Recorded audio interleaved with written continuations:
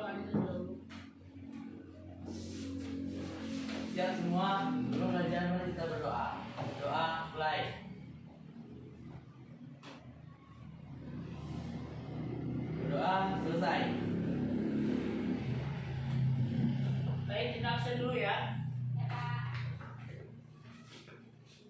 Amanda Putri Ramadan, Viva Friuda, Dora Purnantang, Windy Jumasuri, Rizky Ikhlas. Baik, itu semuanya ya. Soalnya Nanda. Baik, Kak. Tadi yang pergi sekolah ada yang kena hujan karena sekarang kan musim hujan ya. Ada. Oh, Windy, kamu tinggalnya di mana? Oh iya ya, di Duku itu daerah pegunungan ya, cukup cepat dari yang daerah-daerah di daratan untuk hujannya. Nah, untuk itu mungkin rata-rata orang tua Anda semuanya pekerjaannya nelayan dan petani ya. Apa benar? Ya, Pak. Nah, tidakkah Anda berpikir pada saat akhir-akhir ini musim hujan? Nah, musim hujan itu sangat berpengaruh pada perekonomian keluarga Anda. Nah, seperti orang tua yang nelayan mungkin tidak memandang hujan badai di luar sana, dia menempuh perjalanannya untuk demi bisa mendapatkan stok nasi untuk anak-anak semua. Begitupun dengan orang tua Anda yang kerjanya hanya sebagai petani, mungkin dia selalu menyamai padinya dan meski itu sehingga dia bisa gagal panen. Nah, gagal panen itu juga akan merugikan keluarga Anda sendiri. Nah, maka dari itu Anda sebagai anak, Bapak lebih memberikan saran untuk belajar lebih giat untuk bisa menggapai cita-cita Anda. Nah, orang tua Anda tidak meminta banyak untuk bisa Anda untuk memberi bantuan, mungkin tidak itu. Untuk sekarang ini orang tua Anda hanya minta untuk belajar dengan giat dan selalu masuk ke sekolah. Sekarang ini Bapak beri aplaus buat Anda meskipun hujan-hujan tetap sampai ke sekolah ini. Nah, baik, mungkin kita langsung saja masuk ke materi kita. Pada minggu kemarin kita sudah membahas mengenai pengertian bimbingan konseling. Adakah Anda masih ingat tentang pengertian itu? Masih. Coba Windy jelaskan. Kita baca dulu bukunya Windy. Bapak beri waktu 5 menit ya. Nah, waktunya sudah cukup 5 menit ya. Nah, silakan Windy tadi yang mengenai pengertian bimbingan konseling. Konseling adalah proses pemberian bantuan yang dilakukan secara wawancara oleh konseling face to face oleh seorang ahli yang disebut konselor yang kepada individu yang sedang mengalami satu masalah yang disebut dengan konseling. Ya, bagus ya Windy ya. Perlu Anda ketahui bahwa setiap keaktifan Anda itu menjadi nilai bagi Bapak ya. Adakah pendapat lain dari Anda? Ada, Pak. Konseling itu juga bisa memberi motivasi dan meminta satu masalah bagi seorang atau siswa yang di sekolah, saya ada di UPK-nya, untuk bisa menjadi motivasi bukan hanya mahasiswa yang bermasalah, tapi juga mahasiswa yang membutuhkan motivasi untuk menginginkan ini atau itu. Nah, ya bagus ya Rizkian. Nah, Baik. Selanjutnya kita masuk ke materi baru mengenai azas-azas yang ada dalam bimbingan konseling. Sebelumnya, Bapak ingin memberitahu dulu bahwa ada 11 azas bimbingan konseling ini. Yang pertama itu azas kerahasiaan, azas sukarela, azas keterbukaan, azas kegiatan, azas kemandirian, dan azas kekinian, azas kedinamisan, azas keterpaduan, azas keharmonisan, azas keahlian, dan azas alih tangan kasus. Nah, baik, Bapak ingin membentuk kelompok kecil untuk Anda untuk nantinya membahas 11 azas ini yang dibagi. Bapak akan membagi 2 kelompok. Yang satu membahas 5 azas, yang satunya lagi 6, karena totalnya 11 azas ya. Nah, untuk kelompok 1 Bapak bentuk berhitung saja gimana kalau jika ya 1 dan 3 ini satu kelompok, silakan bersatu dalam satu tempat duduk. Dan Amanda sama Diva satu kelompok juga untuk membahas 5 azas saja. Karena ini 3 jadi 6 azas ya, boleh ya? Boleh, Pak. Iya. Silakan berdiskusi dengan temannya untuk membahas mengenai azas-azas tersebut.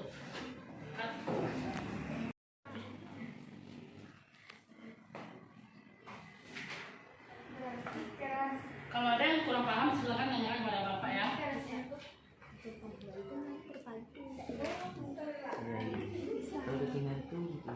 untuk masa sekarang ini, maksudnya gitu. Permasalahannya sekarang bukan yang kemarin atau yang kemarin bisa juga, tapi nggak terlalu lama. Terlalu lama sih. Kan kalau misalkan dari itu kan kira-kira Jangan lihat ya bang. Bagaimana Anda? Apakah sudah siap? ya Pak. Nah baik, jika sudah siap, silakan kelompok 1 untuk menampilkan hasil yang telah didiskusikan mengenai 5 asas ini tadi. 6 6 asas. Ya silakan untuk menampilkan ke temannya. Baru nanti kalau ada yang kurang paham, silakan ditanyakan ke kelompoknya ya. Baik, silakan kelompok 1.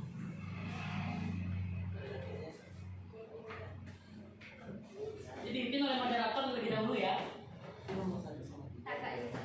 Iya. Assalamualaikum warahmatullahi wabarakatuh. Waalaikumsalam warahmatullahi wabarakatuh. Baiklah, kami dari kelompok 1, saya sebagai moderator dan 2 orang lagi teman saya dari Rizky dan Dora.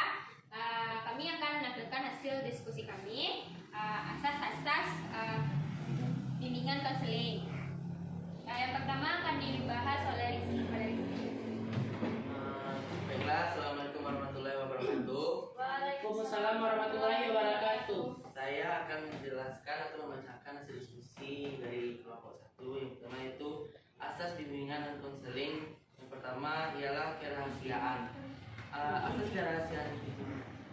Asas kerahasiaan itu merupakan menuntut dirahasiakannya segenap data dan keterangan tentang peserta didik.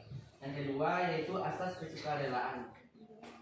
Asas kesukarelaan merupakan adanya kesukaan dan kesukarelaan peserta didik mengikuti pelayanan yang diperlukan baginya. Yang ketiga yaitu asas keterbukaan, merupakan asas yang agar peserta didiknya terbuka dan jujur dalam memberikan keterangan tentang dirinya dan sekitarnya yang berguna bagi pengembangan dirinya. Baiklah, untuk selanjutnya akan dibacakan oleh teman saya Dora. Baiklah, saya akan melanjutkan dari Rizky. Yang keempat yaitu kegiatan. Agar peserta didik berpartisipasi agar dapat menyelenggarakan layanan yang diperuntukkan baginya. 5. Kemandirian. Diharapkan peserta didik mandiri dengan ciri mengenal, menerima diri sendiri dan lingkungannya, mampu mengambil keputusan, mengarahkan serta mewujudkan diri sendiri. Yang keenam, kekinian. Permasalahan peserta didik yang dilayani dan kondisinya sekarang.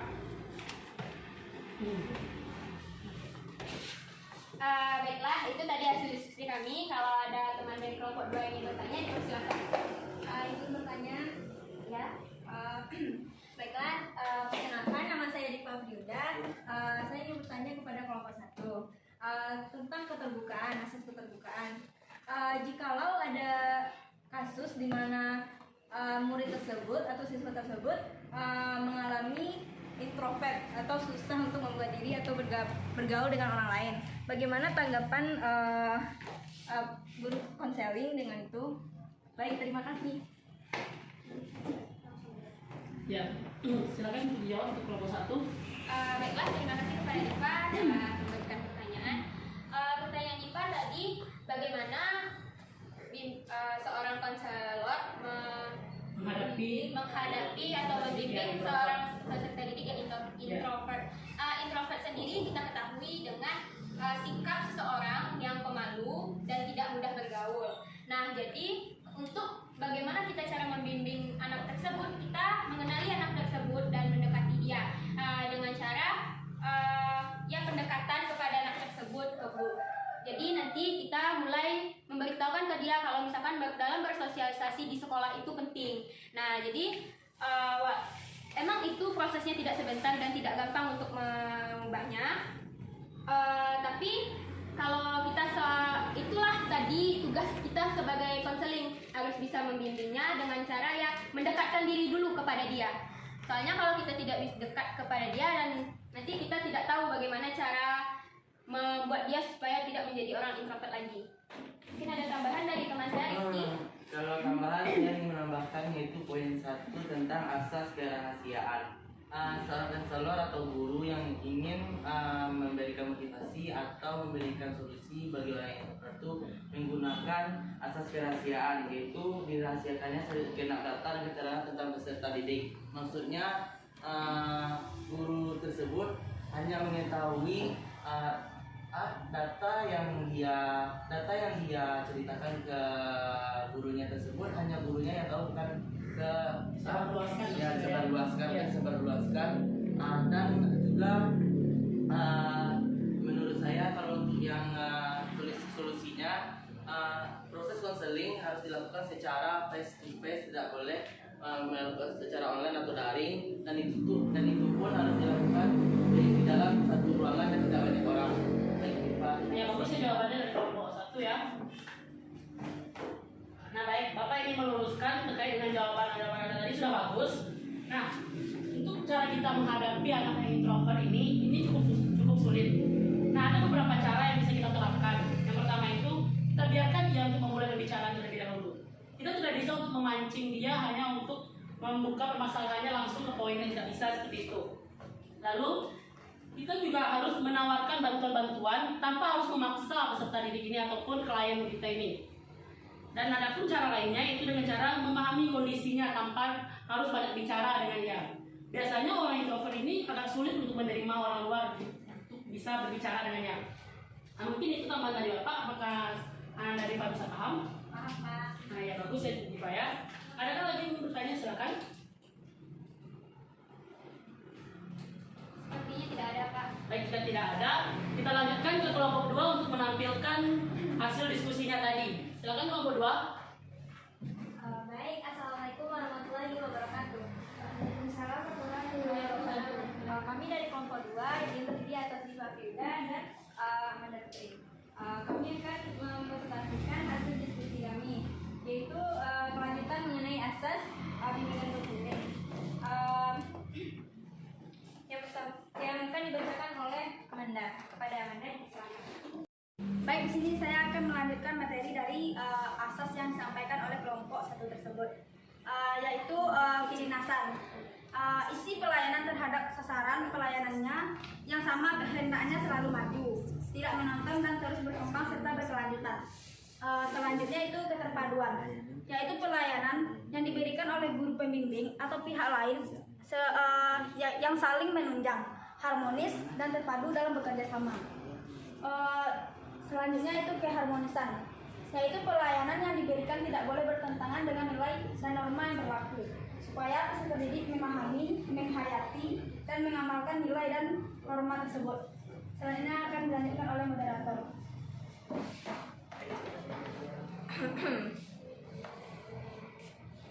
Baiklah. Selanjutnya yaitu keahlian, yaitu pelayanan dan kegiatan BK yang diselenggarakan atas dasar kaidah-kaidah profesional. Kemudian selanjutnya yaitu alih-alih kasus. Pihak-pihak yang tidak mampu menyelenggarakan layanan secara tepat dan tuntas atas permasalahan peserta didik mengalihkankan kepada pihak yang lebih ahli. Baik, sekian hasil diskusi dari kelompok 2. Apakah dari kelompok 1 atau kelompok lainnya ada pertanyaan? Izin bertanya, Diva. Dipersilakan kepada Diki. Assalamualaikum warahmatullahi wabarakatuh. Waalaikumsalam warahmatullahi wabarakatuh. Perkenalkan, saya Rizky Ikhlas. Saya akan memberikan pertanyaan kepada kelompok 2. Dalam asas bimbingan konseling terdapat asas kedinamisan, yaitu isi pelayanan atau pelayanan yang dilakukan kepada konseling itu harus tidak monoton. Maksudnya tidak selalu itu aja, harus ada perkembangan. Jadi sebagai seorang konselor, bagaimana caranya mengembangkan isi pelayanan tersebut agar tidak selalu monoton dan bisa berkembang? Terima kasih. Baiklah, saya akan menjawab pertanyaan dari Rizky Ikhlas, yaitu cara agar konselor tidak monoton dalam memandu murid tersebut. Menurut saya, seorang konselor bisa memberikan ide-ide yang lebih baru yang misalkan nih sekarang tuh anak sekarang lebih memilih banyak di game, itu hidup di dunia game. Jadi seorang konselor bisa mendekati murid tersebut melalui game tersebut, bisa bermain terlebih dahulu untuk melihat apakah kepribadian murid tersebut. Jadi menurut saya dalam game pun tidak masalah untuk membimbing peserta tersebut. Kemudian dengan cara lain yaitu melalui media. Di dalam media sosial misalnya, dalam media sosial sebagian orang dapat membuka dirinya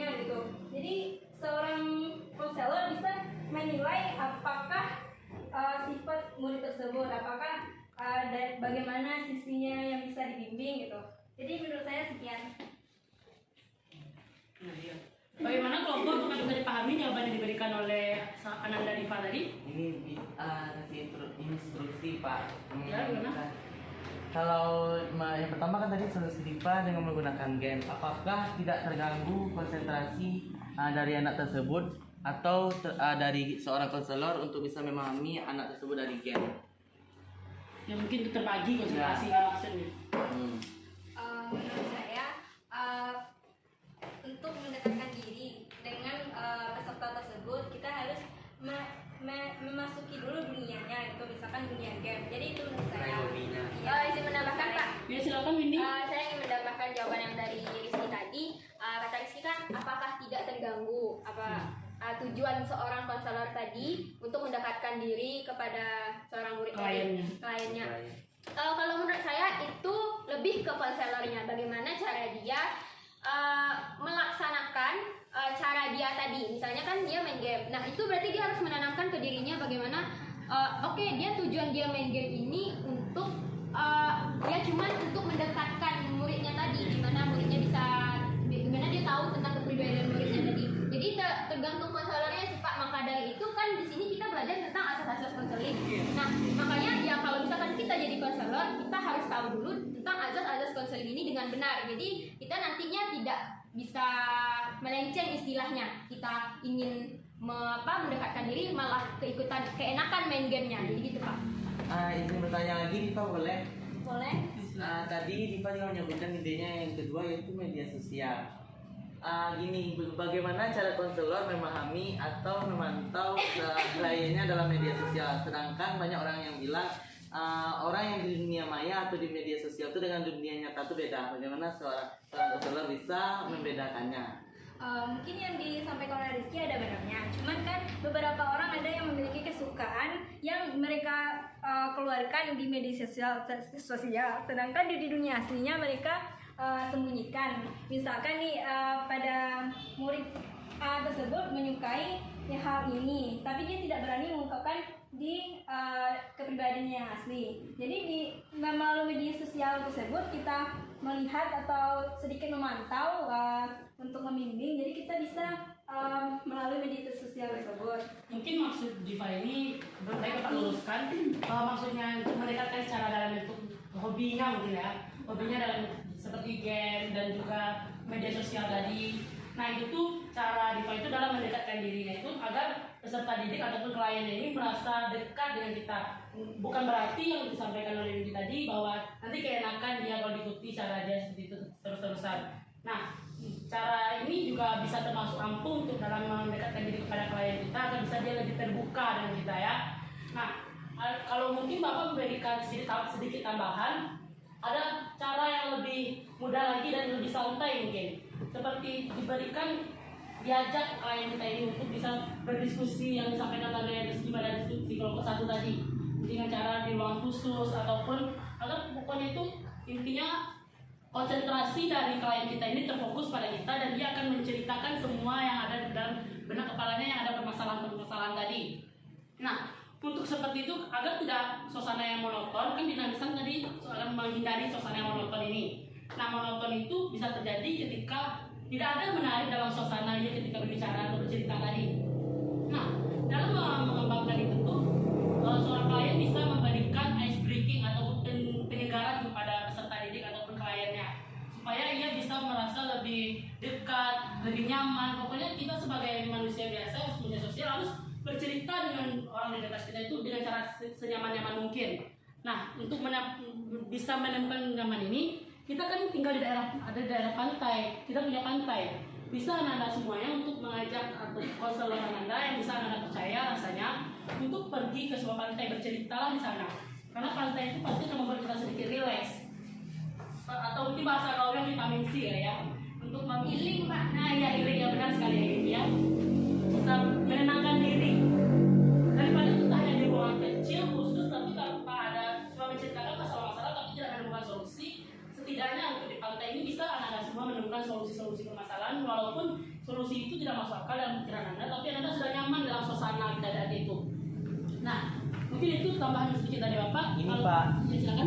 Kalau yang untuk di satu ruang khusus itu menurut Rizky itu hanya bisa dilakukan dengan orang yang introvert, Iya, yang benar. ekstrovert. Kalau yang ekstrovert itu baru bisa dibawa misalnya ke pantai. Jadi orangnya santai gitu Ya, ya. santai. Berarti kita harus tahu dulu kan Pak konseling kita itu kayak gimana orangnya. Betul. Iya, kita harus mengenali dulu dia termasuk introvert kah, extrovert kah, kita harus paham kan itu. Sebelum kita melakukan pemasukan-masukan ilmu buat mereka. Nah, mungkin ada pertanyaan lagi dari yang ada semuanya, silakan. Baik Pak. Baiklah, saya dari Dr. Bunda di nomor 1 ini pertanyaan adalah nomor 2. Tadi yang di poin 10 kan keahlian. Pelayanan dan kegiatan BK diselenggarakan atas dasar kaidah profesional. Jadi pertanyaannya, apa itu dasar kaidah-kaidah dari profesional? Terima kasih. Bapak sudah jelas pertanyaannya nomor 2? Jika belum, silakan ulang lagi. Masih belum? Beri kami waktu untuk menjawab.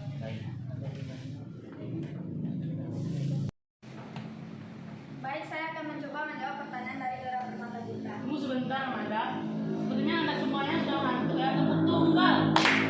Ya, silakan lanjutkan. Pertanyaan itu yaitu kaidah-kaidah konselor profesional. Berdasarkan prinsipnya dapat beberapa cara, yaitu yang pertama, setiap individu memiliki hak dihargai, diperlukan dengan hormat dan mendapatkan kesempatan untuk memperoleh layanan bimbingan. Lanjut, silakan lanjut. Yang pertama, setiap individu memiliki hak untuk dihargai, diperlukan dengan hormat dan memperoleh layanan bimbingan dan konseling. Yang kedua yaitu setiap individu berhak memperoleh informasi yang mendukung kebutuhannya untuk mengembangkan dirinya. Yang ketiga, setiap individu mempunyai hak untuk memahami arti penting dari pilihan hidup dan bagaimana pilihan tersebut akan mempengaruhi masa depannya. Yang terakhir yaitu setiap individu memiliki hak untuk dijaga kerahasiaannya sesuai dengan aturan hukum, kebijakan, dan standar etika layanan. Bagaimana dengan saudara Dora? Baiklah, saya mengerti dengan jawaban Amanda. Ya. Mungkin ada lagi yang ingin bertanya? Tidak, Pak. Baik, jawaban dari Amanda tadi sudah sangat bagus ya, dan sudah lengkap sekali. Baik, kita cukupkan pertemuan kita pada siang hari ini. Sebelum itu, mari kita berdoa terlebih dahulu untuk pembelajaran kita ini dengan mengucapkan alhamdulillah. Alhamdulillahirabbil alamin. Ya, silakan untuk keluar kelas. Jangan lupa pakai masker dan selalu melindungi diri dan langsung pulang yang ada. Karena mengingat di masa kita pandemi COVID sekarang ini. Jadi silakan.